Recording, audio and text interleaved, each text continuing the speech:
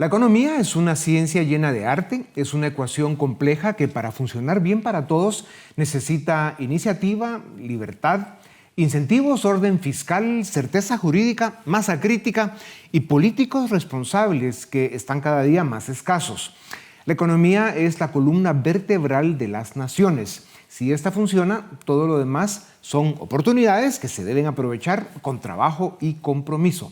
Para conversar sobre esa compleja ecuación que es la economía, tengo el gusto de presentarles a Paul Boteo, economista con especialización en finanzas y maestría en economía de la Pontificia Católica de Chile. Es el director ejecutivo de Fundación Libertad y Desarrollo, catedrático universitario y un reconocido líder centroamericano comprometido con las causas de la libertad, la democracia liberal y el desarrollo. Paul, bienvenido a Razón de Estado. El Fondo Monetario Internacional estima que la deuda pública global representa el 94% del Producto Interno Bruto mundial y que para 2030 llegará al 100%. ¿Qué riesgos ves para la economía mundial si esta tendencia continúa, especialmente para los países en desarrollo? ¿Y qué deberían hacer los gobiernos para ordenar la casa sin comprometer el bienestar de sus ciudadanos? Sin duda es un motivo de gran preocupación porque los países antes se endeudaban cuando había una guerra, cuando había una pandemia, cuando había una crisis económica, y posteriormente a esa crisis los países ajustaban el gasto público para que se redujera la relación deuda-PIB, y eso les permitía mayor espacio cuando enfrentaran la nueva crisis. El problema que estamos viendo en las últimas décadas es que los gobiernos están acostumbrando a incrementar la deuda pública de forma consistente, independientemente si se está en crisis o no. Y eso nos está llevando a escenarios peligrosos en los cuales, con una tasa de interés alta, pues los gobiernos no podrían de alguna forma enfrentar los pagos de los intereses, los pagos de los capitales, y entonces sería una crisis fiscal. Ya se ha experimentado en el pasado, no sería algo nuevo en todo caso, pero lo que llama la atención en esta ocasión es que tanto países desarrollados como países en desarrollo están pasando por el mismo fenómeno y pareciera que no son capaces de poder regresar a una macroeconomía sana, sobre todo después de la pandemia. Así que creo que es algo a lo cual le tenemos que dar seguimiento. Yeah. La historia nos enseña que además de la deuda pública también importa la privada. El FMI estima que la deuda privada global representa el 145% del Producto Bruto Mundial, mucho más alto que la deuda pública. ¿Qué significa esto y qué riesgos implica ese nivel de deuda privada tan alto? Hay dos momentos de la historia en donde podemos ver las consecuencias de un sobreendeudamiento privado. Uno es América Latina, a finales de los años 70 y principios de los años 80, la llamada década perdida. En ese momento nosotros muchas veces nos enfocamos en la deuda pública, pero también es cierto que los privados estaban altamente endeudados. ¿Y cuál fue el resultado? Pues que tanto privados como los gobiernos quebraron y nos llevó, mejor dicho, a esa década perdida.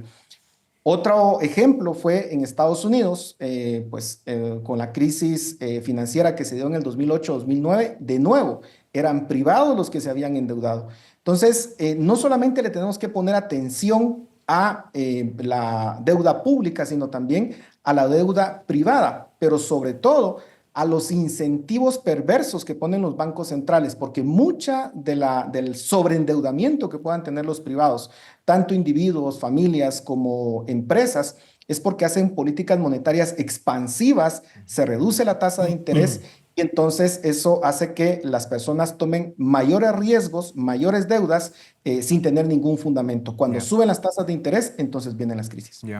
¿De qué forma está contribuyendo la situación de Estados Unidos a la incertidumbre global? ¿Están las políticas de la Casa Blanca provocando una crisis global? ¿El problema es el fondo o son las formas? Creo que son las dos cosas, forma y fondo. En el caso de los aranceles, creo que es clarísimo que estamos ante forma y fondo. Los aranceles nunca son buenos, están afectando las cadenas de producción y agregado a eso, se suma el hecho de que no se sabe finalmente cómo van a quedar y eso está provocando una alta volatilidad en las bolsas de valores. Los mercados no están recibiendo bien esa incertidumbre que se está lanzando desde la Casa Blanca. Y por otra parte, si nos vamos a otro de los pilares del actual presidente Trump, es reducir el gasto público. Y ahí, pues, el fondo, por supuesto, es el correcto, pero la forma posiblemente no, en el sentido de que se están tomando decisiones muy drásticas sin necesariamente evaluar caso por caso qué es lo que se tendría que hacer. Estados Unidos tiene todo el derecho a expulsar de su territorio a bandidos, criminales y asesinos que además entraron de forma ilegal. Sin embargo, la política de deportación está siendo amplia y severa. ¿Cómo está afectando este fenómeno el mercado laboral de Estados Unidos? ¿Qué impacto está provocando a las industrias que dependen de inmigrantes? Y en última instancia, ¿cómo afectará el crecimiento económico? Hay un dato importante y es que en los años 70 los hispanos representaban el 3% de la fuerza laboral. Hoy en día representan el 20%. ¿Qué significa esto? Que los hispanos son una parte importante de la economía estadounidense.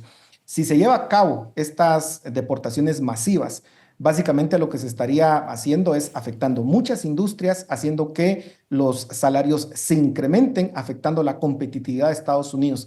Entonces creo que al final es estarse disparando en el pie y ojalá se pueda de nuevo en la discusión de fondo y forma de poder diferenciar entre aquellos que están efectivamente cometiendo delitos y tienen que ser expulsados de aquellos que simplemente lo que están buscando en Estados Unidos es la oportunidad de poder superarse y de poder contribuir a la misma economía de Estados Unidos. Para concluir, Paul, y te agradezco brevedad, países como Alemania han implementado reglas fiscales estrictas para evitar déficit elevados. En los años 90, también América Latina aplicó políticas de disciplina fiscal y luego nos perdimos en el populismo irresponsable y derrochador que además ahora es autoritario. ¿Son los límites al déficit fiscal y poner techo a la deuda pública una solución efectiva para la estabilidad macroeconómica, que es una condición para lograr crecimiento económico?